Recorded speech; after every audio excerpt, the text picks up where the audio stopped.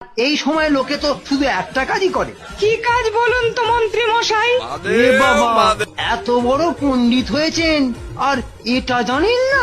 সত্যি তো, কি কাজ করে বলুন তো এই শ্রাবণ মাসে? হায় ভগবান, আর কত শেখাবো। এই মাসে লোকে তারকেশ্বর যায় বাবার মাথায় জল ঢালতে।